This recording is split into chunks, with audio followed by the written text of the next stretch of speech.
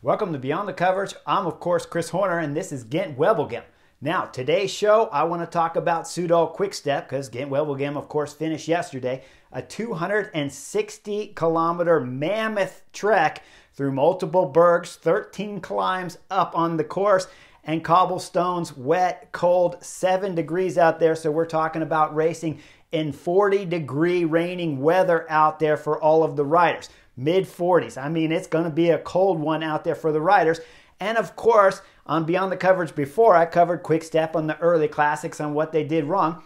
So I want to go back into Bike Racing 101 to try to help Soudal Quick Step out and help Tadej Pogacar too, because at E3 Saxo Bank, he was a nightmare. I'll cover him a little bit more in depth on Beyond the Coverage once we get closer up to Tour of Flanders, because both Tadej Pogacar and Soudal Quick Step, well, they need some 101 lessons because I want to watch a good Tour of Flanders. I want to see a massive battle up there at Tour of Flanders against Jumbo-Visma, and I don't want to see them just give away the race and start racing for third place all the other teams in the European peloton. Now, we know Catalonia just finished because I covered it on the butterfly effect, but I told you during Catalonia that everybody up north was all their flat, classic, strong, power guys, sprinters, all kinds of stuff, and the real thick meat and butter there of the peloton is up here in the classics. So when the racing starts, the cameras are going to come on with about 160 kilometers to go, and we're going to see a group of 13 riders up there. In that group, there's not big threats up there, but you do have Greg Van Avermaet up there, and you have Mike Teunissen from Intermarché. Those are the two big threats. The other guys up there, 13 to 15 riders up there at different times, they're all working somewhat well together, but the gap is only at 3.5 minutes. And when the cameras come on with 160 kilometers to go, we see the peloton up there just kind of relaxing a little bit and curb to curb, but not going too slow. Then with 155 kilometers to go, we're going to see Soudal Quick Step get on the front. Now, let me take you guys back to Strategy 101 and the easiest strategy you could have in bike racing. The least amount of work you can do in bike racing means you're going to sit on the wheel and get a draft the whole time. When you're in the front and you're riding in the wind, what does that mean, Garrett? You're working the hardest. There you go. My boy knows you're working the hardest if you're in the wind, right? So when Quick Step's getting on the front at 155 kilometers to go, let me remind you guys one other simple tactic of 101.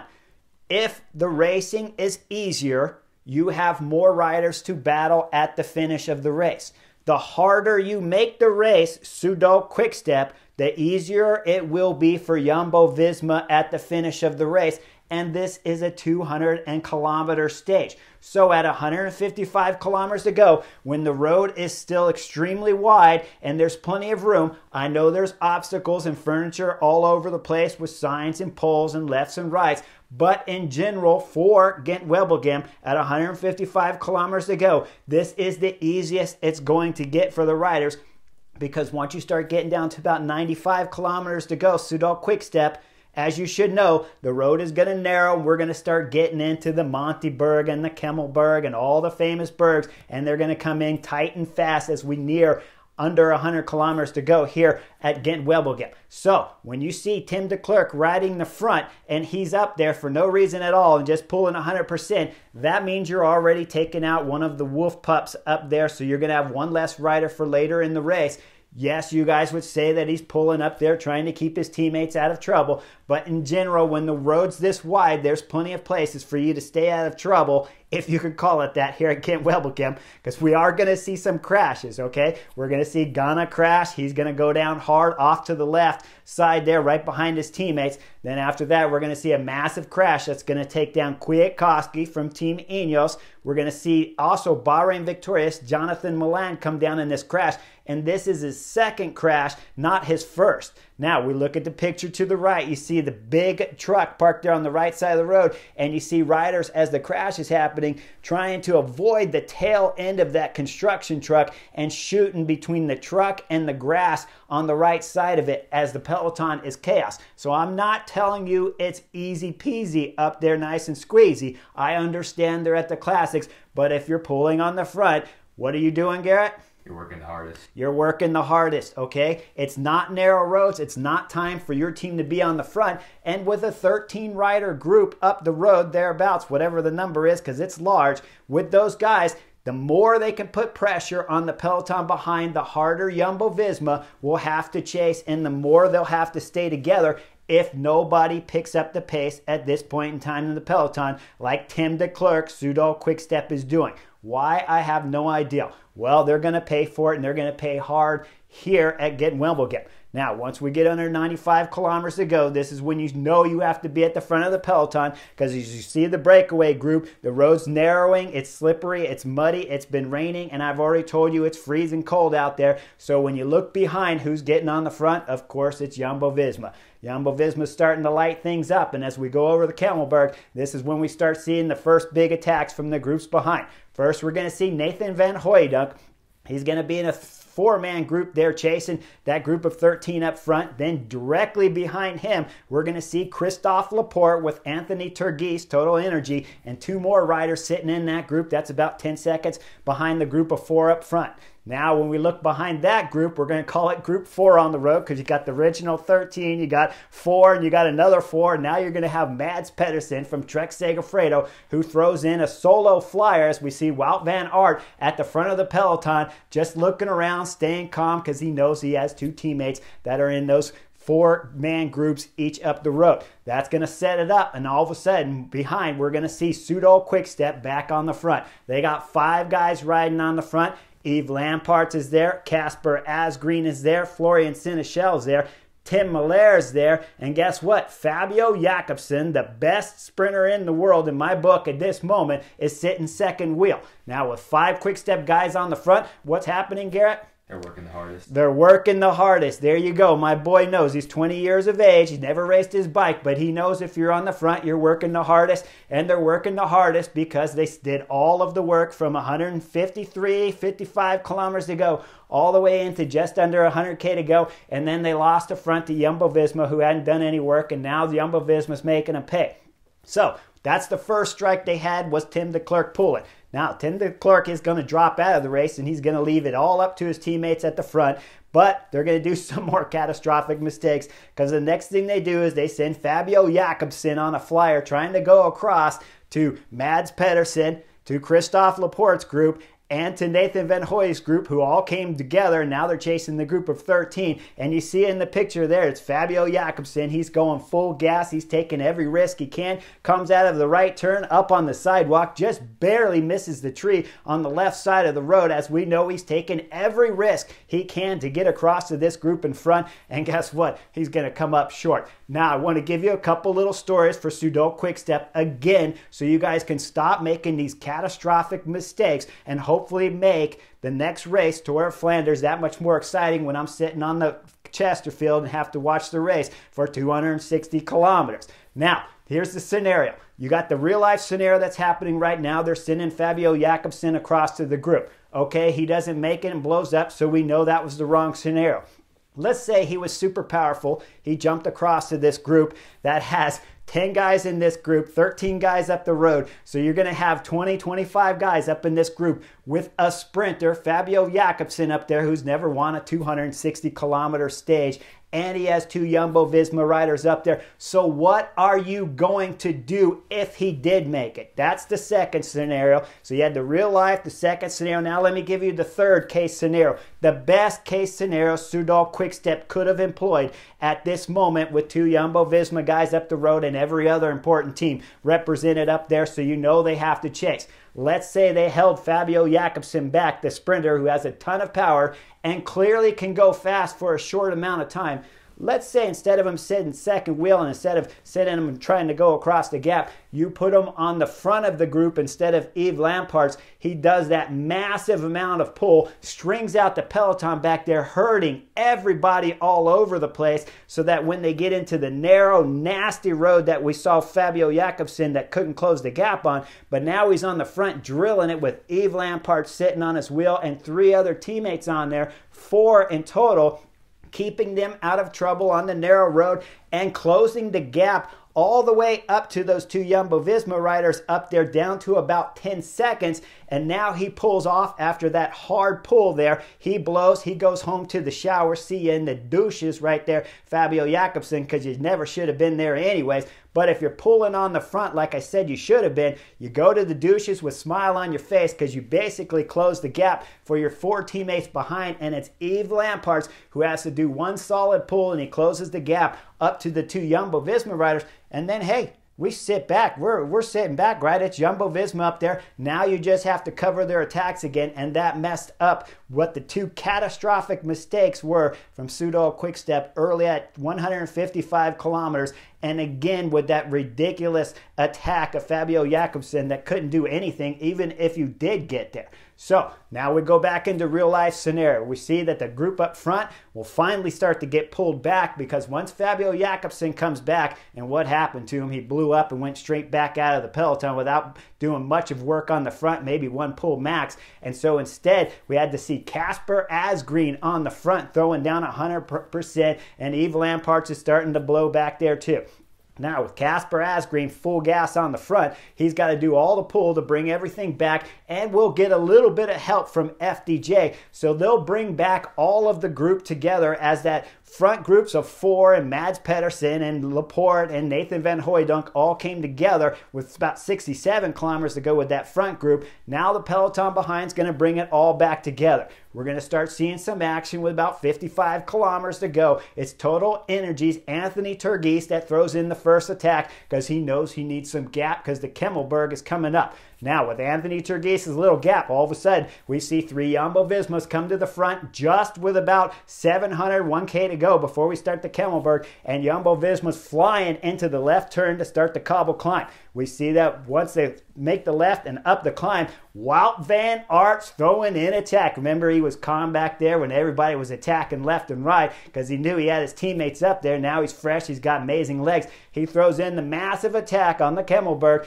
and he's got Christophe Laporte locked on his wheel. Doesn't take them but a few pedal strokes before they come up to Anthony Turgis, the Total Energy rider that was hoping to get a little bit of a head start, but it wasn't big enough for Total Energy, as Wout van Aert is coming by like a freight train TGV here because we're in Europe. With Wout van Aert flying up the road, he's going to look back over his shoulder. He's going to see Christophe Laporte's a little bit hurt, so he's going to back off just a little bit.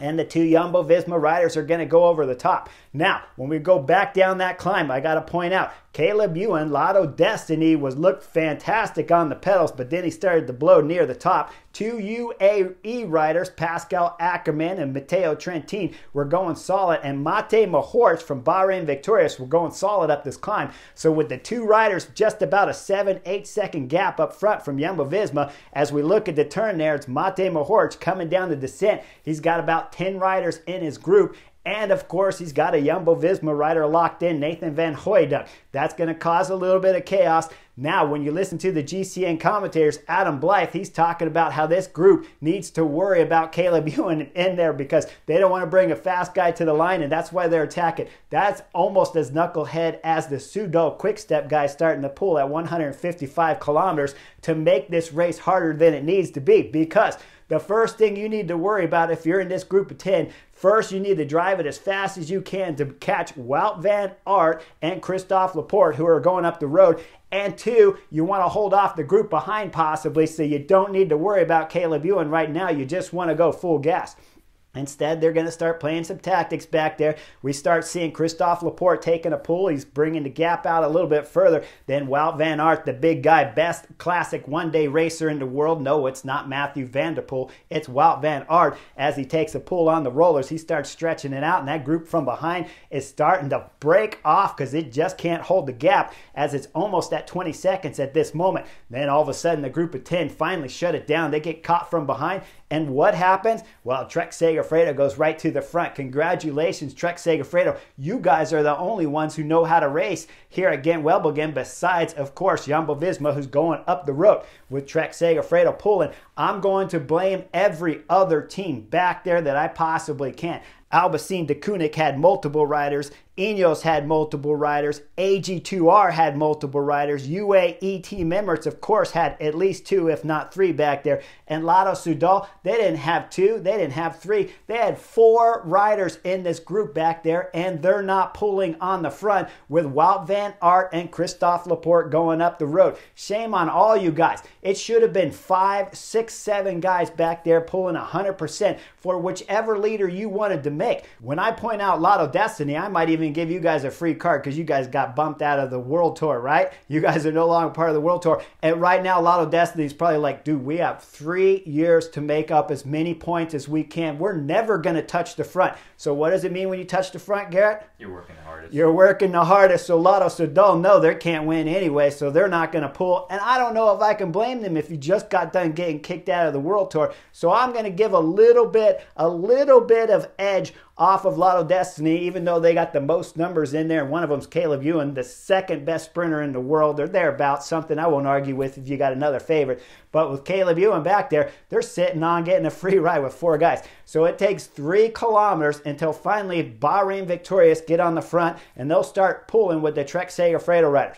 Now, all of a sudden, once we get into the next bergs, we're going to see Ineos go to the front, and it's Ben Turner. Ben Turner's throwing down as hard as he can. He's throwing the ugly face all over the place. The kid is throwing in everything, but you're 6 kilometers too late. I understand what you guys were waiting for. You're trying to get through the flat so you could get to the berg and split it, but you got Christophe Laporte up the road with Wout van Aert. You guys waited 6 kilometers too long, and you had 3 riders in this group. You should have been pulling faster. Was I impressed with the ugly face there that Ben Turner was making? Yeah, he's throwing in 100%, blowing that group up, but you guys are already too far behind because you're 40 seconds down on the duel of Jumbo-Visma up the front. Now, once we get into the Benneberg with 40 kilometers to go, we hear Christophe Laporte yell, Wout! Wout! Wout! Wout looks back over his shoulder. That's Christophe Laporte saying, please, big guy, back it down just a little bit. Wout throttles down just a little bit so he can hold his teammate Christophe Laporte on his wheel. And then when they come up to the Kemmelberg for the last time, they're going full gas. You see the gap there, Christophe Laporte. He's in the red. He's opened up 4 or 5 bike lengths there on Wout van Aert. Go over to the left, turn at the top, and start back on the pavement. We see the feeders on the side of the road holding out a gel. Wout van Aert's like, I don't need the gel. He flows right by his feeder. Second guy, Christophe Laporte's like, I'd love that gel, but I can't take it. I'm going too hard right now. Wout, hold up. Wout backs off. The 2 get back together. They start going full gas. That gap starts extending out to about a minute as the guys behind are discombobulated all over the place. I saw Mate Mohoric attacking.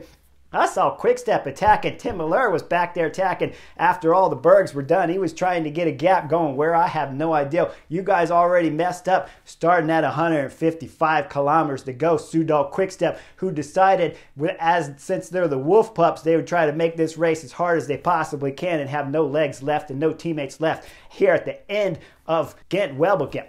Now, when we start looking back up front, we see the 2 riders coming under 2K to go. That's when we see Christophe Laporte and Wout van Aert have a little chat. They're going to decide who gets the win today at Gent-Wevelgem. And as they cross the line, arms up, hands together, arms over each shoulder there, celebrating a 1-2 finish at Gent-Wevelgem for Christophe Laporte to get some massive redemption from last year's beating in the sprint there by Beniam Gourmet, the Eritrean, who won his first big-time classic victory last year in 2022. But now Christophe Laporte gets that love and feeling from Wout van Aert as they come across the line. Now behind, what happened? About 5 kilometers to go. It was Jonathan Castroviejo in the roundabout with Mate Mohoric, Bahrain Victorious, flying around the roundabout to the left. As just when they start to near the exit, Mate Mohoric loses the front wheel and the bike slides out, and the Bahrain Victorious would be picking himself up off the concrete. Now, just as they come into the finish with about 2 kilometers to go, we're going to see 3 riders. It's Sepp van Mark, Mikkel Bjerg back there, and Frederic Frison. They're going full gas, and then we look just a little further behind. Once we get into about 600 meters to go, Mads Pedersen at Trek Segafredo's trying to salvage something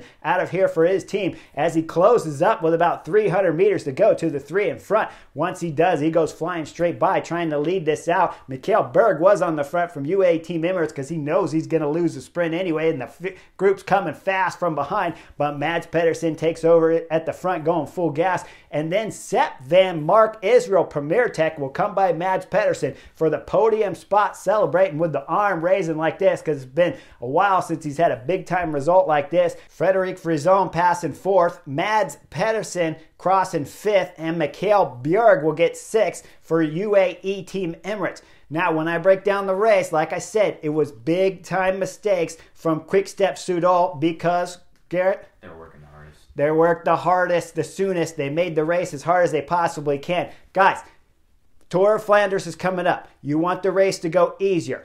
As the race is easier, there's more competition, right? As there's more competition, there's more chances to win. Soudal Quick-Step, I know in the past, talking about probably 3 years ago now for Soudal Quick-Step, when you guys were the Wolf Pack, you wanted it to be hard because you had more power. But now Jumbo-Visma is the new dominant team here at the European Peloton when we're talking about up in the classics. So you don't want full power. You want it to be as easy as you possibly can. And with 95 kilometers to go when the road narrows, that's when you want to get on the front if you're Tim de Klerk to keep all your guys fighting for the win here at Gent-Wevelgem out of trouble and in the front when you start all the bergs here. Instead, they rode early. They blew themselves up.